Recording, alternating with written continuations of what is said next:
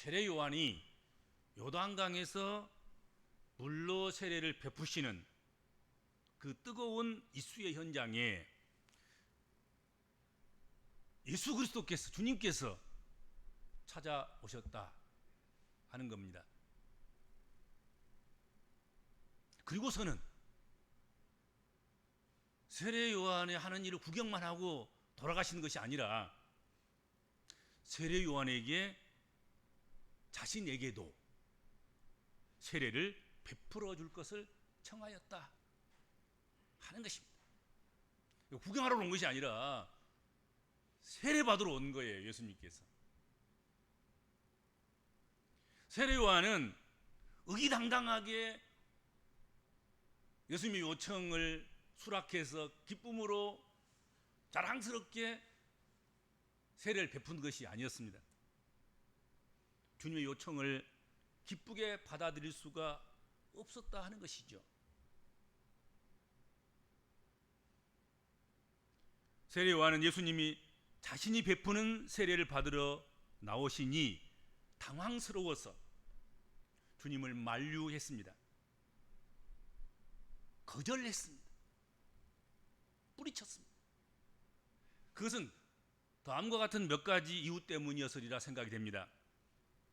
세례 요한의 세례는 죄 있는 자가 받은 것 아니겠습니까?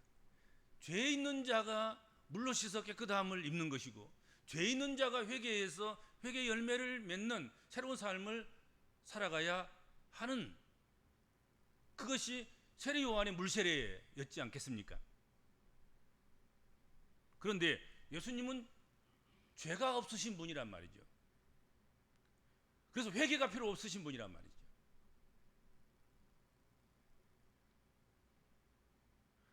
죄 없으신 분, 그분께서 세례 받으러 오셨으니, 그리고 세례를 주라고 요청하니 세례 요한이 오히려 근심스러웠다 할 것입니다. 하는 거죠. 그러니 거절할 수밖에 없고 만류할 수밖에 없습니다. 안 됩니다. 뿐만 아니라 세례 요한의 사역이라는 것은 우리가 잘 아는 것처럼 주님의 길을 예비하는 것이란 말이죠. 주님의 길을, 주님의 그 첩경을 평탄케 하는 일이란 말이죠. 그것이 세례 요한이 하는 일이라, 세례 요한의 사역입니다. 주님을 높여야 되는, 그것이 세례 요한의 사역인 것입니다. 그런데 자기 위에 계신 그 주님께, 자기가 높여야 될 그 주님께 자신이 세례를 베푼다는 것, 그것은 영적 질서에 어긋난다 생각했을 거예요. 뭐 세상적으로 연령으로 봐서 6개월 늦게 태어난 주님이시지만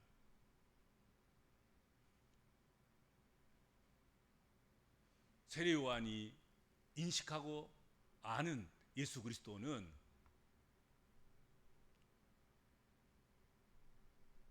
주님으로 오신 분이고, 그리스도로 오신 분이고, 메시아로 오신 분이고, 세상 죄를 지고 가서 모든 세상 사람들의 죄를 사하시고 용서하시고 하나님의 자녀 되게 하는 그런 일을 하시러 오신, 어떻게 보면 자기 주인과 같은 그런 분이셨다 하는 것이죠.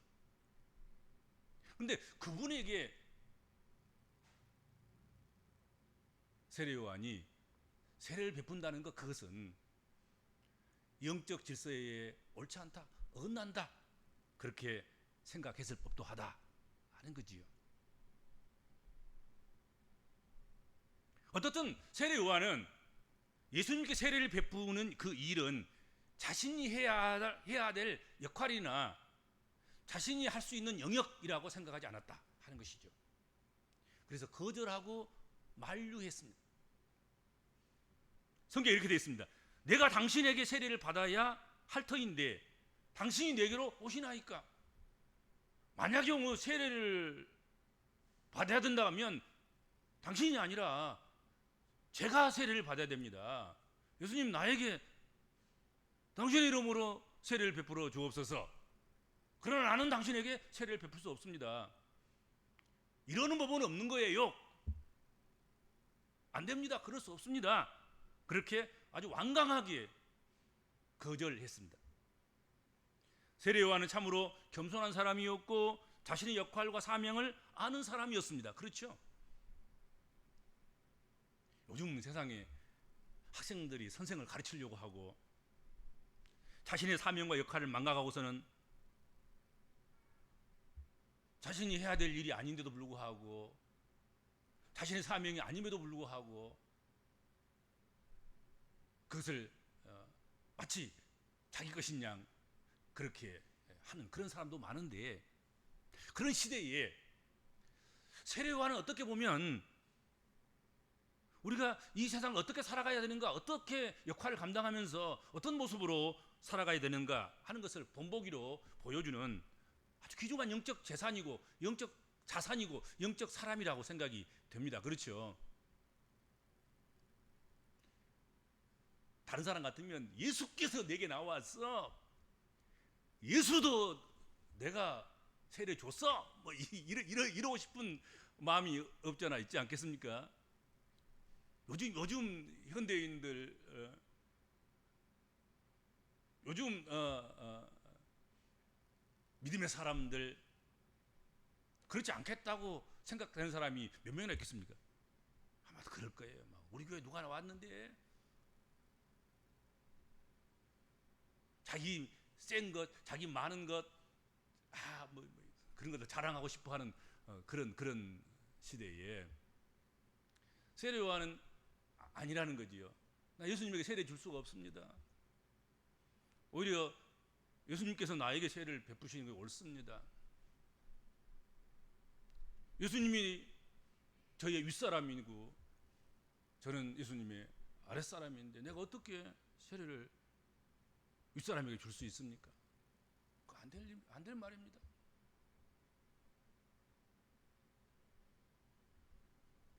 아마도 세례 요한과 주님 사이에 단 한 번만이 이렇게 됩니다 안 됩니다 하고 주고받은 것이 아니었을까 생각이 됩니다. 청하고 만류하고 청하는 일이 몇 번은 오갔을 것이라 그렇게 생각이 됩니다. 그 정상 아니겠습니까? 그렇죠? 성경은 한 번이지만 뭐 실강이가 있었을 것 같아요. 예수님께서 한 번 부탁하고 안 되니까 그냥 그래 갈란다 그리고 가버리신 예수님도 아니고, 또 세례 요한도 한 번 만류해서 내가 세례를 당신에게 줄 수 없습니다. 그럼에도 불구하고 아니야 세례 줘. 그렇다고 해서 세례 또 줘버릴 그런 세례 요한도 아닌 거예요. 그렇죠? 그래서 서로 자기 주장을 아마도 몇 번씩이나 반복하면서 그렇게 했을 거라 생각이 돼요. 결정적으로 이렇게 주고받은 핑퐁 게임을 끝낼 계기가 된 그 말씀이 오늘 15절 말씀이에요. 이제 허락하라. 우리가 이같이 하여 하나님의 의를 이루는 것이 합당하니라. 그 말씀 앞에, 그 주님의 말씀 앞에 서로 권하고 서로 만류하고 권하고 거절하고 하는 그런 게임이 끝났다 하는 것입니다. 형님 먼저, 아우 먼저, 형식이냐 내용이냐 서로 밀고 당기기를 계속하는 가운데 최종적인 결론과 결정은 우리가 이같이 하여서 하나님의 의를 이루는 것이 합당하다, 그 말씀에 합의를 이룬 것이다 하는 것입니다. 여러분, 세례 요한의 주장이 결코 틀리거나 잘못된 것이 아닙니다. 옳은 말이에요. 옳은 주장이에요. 주님께서도 그것을 인정하신 것입니다. 그러나 이제는 지금은 우리가 이같이 해서 하나님의 의를 이루는 것이 합당하다 하고 주님께서 말씀하시자 세례 요한도 주님이 세례 받는 것을 허락한 거예요.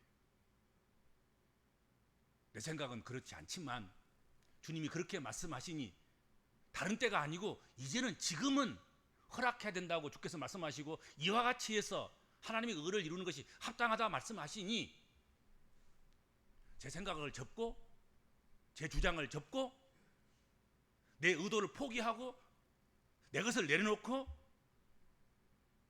주님 뜻대로 하겠습니다 하는 것이죠. 세례 요한은 주님과 자신이 하는 일과 하려고 하는 일이 각각 달랐지만 주님이 말씀하신 그것과 같이 하는 것이 하나님의 의를 이루는 것임을 확인했습니다. 그리고는 그는 고집 부리지 않고 자신의 생각을 거침없이 내려놓았다 하는 것입니다. 옛날 같으면 안 되지만 또 앞으로 미래에는 안 될 일이지만 그러나 지금은 이제는 이렇게 하는 것이 이와 같이 우리가 서로 합의해서 하나님의 의를 이루는 것이 합당하다 하시니 더 이상 고집 부릴 필요가 없다고 생각하고 자기 고집을 내려놓고 자신의 생각을 거침없이 내려놓고 주님의 뜻을 쫓았다 하는 것입니다. 우리가 주님을 위한다고 하면서 주님의 말씀을 순종하지 않는다면 그것은 주님을 위한다는 그것은 거짓말하는 것이며 진리가 그 안에 있다고 말할 수 없다 하는 것이죠.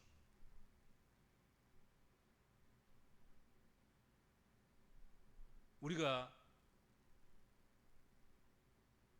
하나님의 자녀이고 하나님의 자녀는 하나님 안에 거하고 근데 그 하나님은 빛이라고 한다고 하면 우리의 삶은 마땅히 빛 가운데 생각해야 되는 것입니다. 그것이 진짜예요. 주님 안에 있다고 하면서 하나님의 자녀라고 하면서 그리고 하나님은 빛이라고 하면서 자신은 어둠에 다니면서 여전히 나는 하나님의 자녀라고 고백하고 주장하고 내세운다고 하면 그건 거짓말하는 거죠.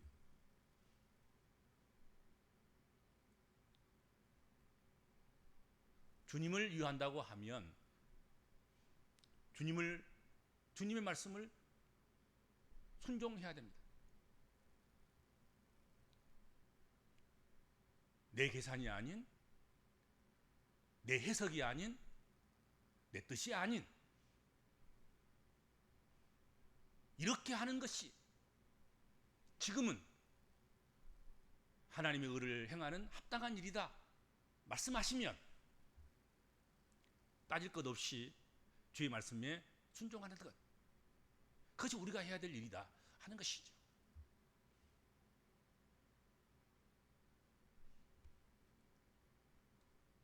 세례 요한은 진정으로 주님을 위한 사람이며 진리가 그 안에 있는 사람이었습니다. 이렇게 하는 것이 하나님의 의를 이루는 일이라고 주께서 말씀하시자 망설이지 않고 주님께 세례 베푸는 일을 시행했다 하는 것입니다. 앞으로 이제 뭐 신학적으로 어떤 도전을 받든지 이 일의 결과로 어떤 일을 만나든지 그건 상관없어. 지금도 이 논란거리입니다. 이거 신학적으로는 지금도 세례 요한이 예수께 세례를 베푸는 일이 신학적으로 옳으냐 그러냐.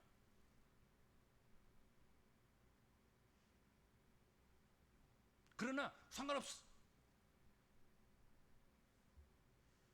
이렇게 하는 것이 하나님의 의를 이루는 것이라고 주께서 말씀하셨으니 지금은 이와 같이 하는 것 그것이 우리 둘이 해야 될 일이라 하고 말씀하시니 주께서 그렇게 말씀하시는데 뒤에 욕먹을 것 또 뒤에 신학적 논쟁 때문에 그렇게 할 수 없다. 이전에 그렇게 한 일이 없었으니까 지금 우리가 할 수 없다. 그게 아닌 거지요. 이전에 그런 사례가 없고 그리고 이 다음에 어떤 평가를 받을 수 있을런지 그건 알 수 없지만 지금 주께서 말씀하시는 일을 내가 해야 한다. 그리고 그 일을 한 것이단 말이지. 그렇죠. 과거에 사례가 없으니까 미래에 어떻게 평가받을지 모르니까, 그것이 두려워서, 그것이 무서워서 지금 현재 주께서 내게 간곡하게 부탁하시고 내게 간곡하게 말씀하신 말을 우리가 무시하거나 거절하거나 외면하거나 불순종하면 안 된다는 말이죠.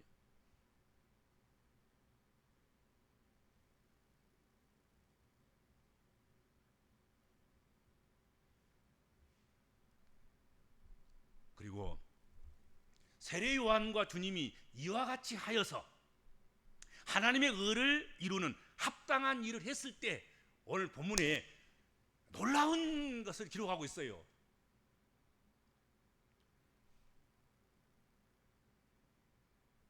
이와 같이 하여 하나님의 의를 이루는 합당한 일을 했을 때 성경은 두 가지 상징적인 일을 소개하고 있고 두 가지 상징적인 일이 일어났음을 증언하고 있다 하는 것입니다. 첫째로 성령의 임재가 있었다는 거죠. 16절 예수께서 세례를 받으시고 곧 물에서 올라오실새 하늘이 열리고 하나님의 성령이 비둘기같이 내려 자기 위에 임하심을 보시더니, 그렇게 성경에 말씀하고 있습니다. 세례 요한과 주님께서 하나님의 의를 이루는 합당한 일을 했을 때 하늘문이 열린 거예요. 그리고 성령의 임재가 있었어요. 언제나 하나님의 의를 이루는 합당한 일을 하는 그곳에, 그리고 그 사람들에게 하늘문이 열린다 하는 거지요. 그리고 성령의 임재가 있었고 또 앞으로도 있을 것임을 예고하고 약속하고 보여주신 것이다 하는 것입니다. 우리가 하나님의 일에 합당하기만 하면 하나님께서는 하늘문도 열어주시는 것이고 거기에 성령의 임재도 허락하시는 것이고 천군 천사도 훌륭한 군대도 보내주시는 것이고 이적과 기적과 표적도 주시는 것이란 말이에요. 그렇지 않겠습니까? 그러니까 우리가 거침없이 하나님의 일에 합당한 일을 우리가 해야 되는 것입니다. 무서워하지 말고 두려워하지 말고 겁내지 말고 죽으면 죽으리라 하고 그렇게 감당해 나가야 된다. 그런 가운데서 하늘문이 열리는 것입니다. 우리가 안 되면, 우리 힘으로 안 되면, 힘과 능으로 안 되면 주의 신으로 되는 것이고 땅의 것으로 안 되면 하늘 것으로 되도록 하나님께서 하시고, 그리고 그곳에 성령 역사를, 성령의 기름 부으심을 허락하시고 성령이 임재하셔서 역사하시는 놀라운 역사를 나타내신다 하는 것이죠. 그것을 보여주신 것이고, 두 번째로는 17절 보세요. 하늘로부터 소리가 있어 말씀하시되 이는 내 사랑하는 아들이요 내 기뻐하는 자라 하시니라 하고 말씀하셨다. 그런 역사가 일어났다 하는 것입니다. 하늘로부터 아버지 하나님께서 이는 내 사랑하는 아들이요 내가 기뻐하는 사람이다, 기뻐하는 자라 밝히시는 일이 있었다 하는 것입니다. 우리가 하나님의 의를 이루는 합당한 일을 할 때에 성령이 임재하시고 성령이 함께 하시며 하나님께서 기뻐하시는 역사가 있다 하는 사실입니다. 그 하늘문도 열리고 성령의 임재도 있고 하나님께서 이건 내 기뻐하는 사람이야, 이건 내 사람이야, 내 아들이야, 내 딸이야, 내가 이 일을 기뻐하노라. 하나님이 기뻐하시는 일이 일어나게 된다 하는 것입니다. 그러므로 우리가 이와 같이 할 일은 오늘 우리가 이 현장에서, 이 현실 속에서 오늘 살아가는 우리 복음적인 그리스도인들이 지금 우리가 해야 될 일, 그거는 과거에 어떤 일이 있었는지, 무엇을 해야 되는 것인지, 어떤 것이 규정된 것인지, 그것이 아닌, 또 미래에 거기에 대한 평가가 어떨 것인지 그런 것이 아닌, 지금 이 시간 우리가 해야 될 일은 하나님의 의를 이루기에 합당한 일이어야 한다 하는 것입니다. 우리가 합의해서 우리가 열심히 지금 현재 우리가 할 일, 그것은 하나님의 의를 이루기에 합당한 일이어야 할 것입니다. 그렇게 할 때 성령을 부어주실 것이며 하나님이 기뻐하신 자로 인쳐주시는 놀라운 역사가 우리와 함께 해 주실 줄로 믿습니다.